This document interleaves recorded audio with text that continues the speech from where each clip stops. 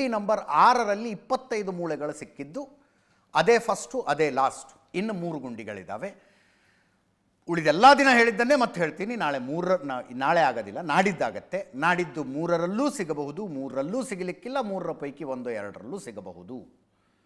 ಅದೇನಾಗುತ್ತೋ ಮುಂದಿನ ಕಥೆ. ಇವತ್ತಿನ ತನಕ ಅಂತೂ ಇಷ್ಟ ಆಗಿದೆ. ಇವತ್ತು ಏನೂ ಸಿಕ್ಕಿಲ್ಲ. ನಾಳೆ ರಜೆ ಕೊಡ್ತಾರಂತೆ, ಭಾನುವಾರ ಕಂದಾಯ ಅಧಿಕಾರಿಗಳಿಗೆ, FSLನವ್ರಿಗೆಲ್ಲ ರಜೆ ಇರುತ್ತೆ. ಅದರಿಂದ ನಾಳೆ ಯಾವುದೇ ರೀತಿಯ ಅಗಿಯುವಿಕೆ ಇರೋದಿಲ್ಲ. ಆದರೆ ಆತ ತೋರಿಸಿದ ಜಾಗಗಳಲ್ಲಿ ಬಿಗಿ ಭದ್ರತೆ ಮಾತ್ರ. AK-56 ಹಿಡ್ಕೊಂಡು ಇಬ್ಬಿಬ್ಬರು ಕಾನ್ಸ್ಟೇಬಲ್ಸ್ ಹಾಕಿದ್ದಾರೆ. ಅವರು ಬಿಗಿ ಭದ್ರತೆಯಲ್ಲಿ ಕಾಯ್ತಾ ಇರ್ತಾರೆ. ಈ ಮಧ್ಯದಲ್ಲಿ ಇದೊಂದು ಬೇರೆಯೇ ಇದೆ. ಇದೊಂದು ಕಥೆ ಪೂರ್ತಿ ಹೇಳಿದ್ರೆ ಯಾರೋ ಎಚ್ಚೆತ್ಕೊಂಡ್ಬಿಡ್ತಾರೆ. ಇನ್ಸ್ಪೆಕ್ಟರ್ ಮಂಜುನಾಥ ಗೌಡ ಅಂತಿದ್ದಾರೆ ಆ ಟೀಮ್ನಲ್ಲಿ. ಮಂಜುನಾಥ ಗೌಡರ ಮೇಲೆ ಈ ಅನಾಮಿಕ ದೂರುದಾರ ಆರೋಪ ಮಾಡಿದಂತೆ. ಇಲ್ಲಿದ್ದಾರೆ ನೋಡಿ ಮಂಜುನಾಥ ಗೌಡರು ಅವರೇ. ಅನಾಮಿಕ ದೂರುದಾರ ಆರೋಪ ಮಾಡಿದಂತೆ, ಇವರು ನನ್ನನ್ನು ಹೆದರಿಸ್ತಾ ಇದ್ದಾರೆ, ಕಂಪ್ಲೇಂಟ್ ವಾಪಸ್ ತಗೊಂಬಿಡು, ಇಲ್ಲದೇ ಇದ್ರೆ ನೀನೇ ಜೈಲಿಗೆ ಹೋಗಬೇಕಾದ ಪರಿಸ್ಥಿತಿ ಬರುತ್ತೆ ಅಂತ ಹೆದರಿಸ್ತಾ ಇದ್ದಾರೆ ನನ್ನನ್ನು ಅಂತ ಆರೋಪ ಮಾಡಿದಂತೆ.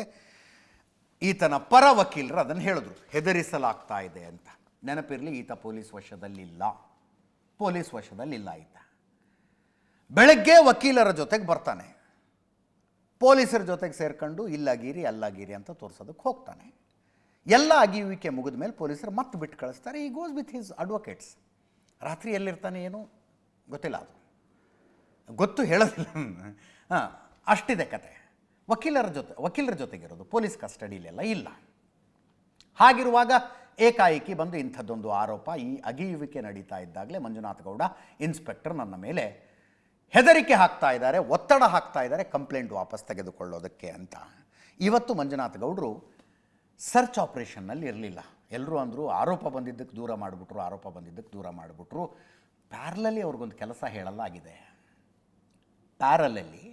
ಅವರಿಗೊಂದು ಕೆಲಸ ಹೇಳಲಾಗಿದೆ. ಆ ಕೆಲಸಕ್ಕೆ ಸಂಬಂಧಿಸಿದಂತೆ ಕೆಲವು ಪ್ರಶ್ನೆಗಳನ್ನು ಅವರು ಅನಾಮಿಕ ದೂರುದಾರನಿಗೆ ಕೇಳಿರೋದು ಹೌದು. ಯಾವ ಪ್ಯಾರಲಲ್ ಕೆಲಸ ಹೇಳಲಾಗಿದೆಯಲ್ಲ, that is a very crucial work. ಅದಕ್ಕೆ ಸಂಬಂಧಿಸಿದ ಕೆಲವು ಪ್ರಶ್ನೆಗಳನ್ನು ಅನಾಮಿಕ ದೂರುದಾರನಿಗೆ ಕೇಳಿದ್ದು ಹೌದು. ಇವತ್ತು ಕೂಡ ಅವರು ಆ ಕೆಲಸದಲ್ಲಿದ್ದಾರೆ. SIT ಅವರು ಸ್ಪಷ್ಟವಾಗಿ ಹೇಳಿದ್ರು, ಈ ಆರೋಪವನ್ನು ನಾವು ಸಂಪೂರ್ಣವಾಗಿ ತಳ್ಳಿ ಹಾಕ್ತೀವಿ. ಆತನ ಮೇಲೆ ಯಾವುದೇ ಒತ್ತಡ ಹಾಕೋದಾಗಲಿ, ಬೆದರಿಕೆ ಹಾಕೋದಾಗಲಿ ಅದು ಯಾವುದನ್ನು ಮಾಡಿಲ್ಲ ಅಂತ.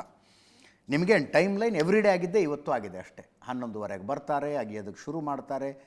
ಬಿಫೋರ್ ಲಂಚ್ 1 ಗುಂಡಿ ಆಗುತ್ತೆ, ಆಮೇಲೆ ಕೂತ್ಕೊಂಡು ಅಲ್ಲೇ ಊಟ ಮಾಡ್ತಾರೆ. ಊಟ ಆದಮೇಲೆ ಇನ್ನೊಂದು ಗುಂಡಿ ಆಗುತ್ತೆ. ಆಮೇಲೆ ಏನೂ ಸಿಗಲಿಲ್ಲ, ಮುಚ್ಚರಪ್ಪ ಇವನ್ನ ಹೋಗೋಣ, ಮತ್ತು ನಾಳೆ ಬರೋಣ ಅಂತ ಹೋಗ್ತಾರೆ. ಇವತ್ತು ಕೂಡ ಅಷ್ಟೇ ಆಗಿದೆ.